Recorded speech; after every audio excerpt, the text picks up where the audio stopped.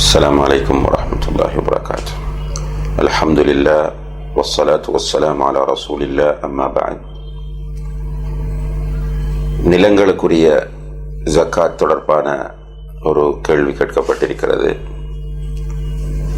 நிலங்களை பொறுத்தவரையில் பொதுவாக அவை சொத்துக்களாக கருதப்பட்டாலும் சொத்துக்களாக கருதப்படக்கூடிய இந்த நிலங்களிலே எவற்றை நாம் வியாபார நோக்கத்தில் வைத்திருக்கிறோமோ அவ்வாறான நிலங்களுக்கு மாத்திரமே ஜக்காத் இருக்கிறது என்பதை நாம் கவனத்திலே கொள்ள வேண்டும்.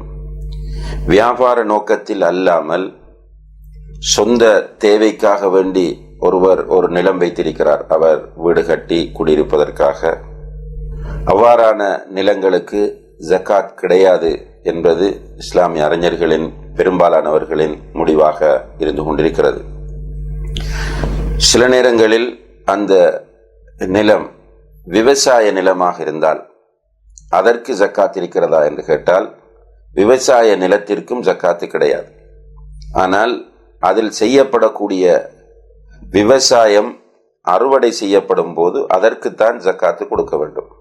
அல்லாஹு தஆலா அல் குர்ஆனிலே சொல்கிறான், வஆது ஹக்கஹு யௌம ஹஸாதிஹி. அறுவடை நடக்கும்போது அதற்குரிய ஹக்கை, அதிலிருந்து கொடுக்க வேண்டிய ஜக்காத்தை நீங்கள் கொடுத்து விடுங்கள் என்று அல்லாஹு தஆலா சொல்கிற காரணத்தினால் விவசாயத்திற்காக வைத்திருக்கிற நிலத்திற்கு ஜக்காத் இல்லை, அதிலிருந்து வரக்கூடிய வருமானத்திற்குத்தான் ஜக்காத். குறிப்பாக அறுவடை செய்யும் போது அறுவடைக்குத்தான் நாம் ஜக்காத்து கொடுக்க வேண்டும் என்பதை புரிந்து கொள்ள வேண்டும். ஒருவர் ரியல் எஸ்டேட் போன்ற தொழில்களை பண்ணுகிறார் என்றால் அவர் வைத்திருக்கக்கூடிய நிலங்கள் எல்லாம் ஜக்காத் கொடுப்பதற்கு கடமையான நிலங்களாக இருக்கின்றன. அதிலே சில நேரங்களில் அந்த நிலங்களின் விலைகள் ஏறி இறங்கக்கூடியதாக இருக்கும்.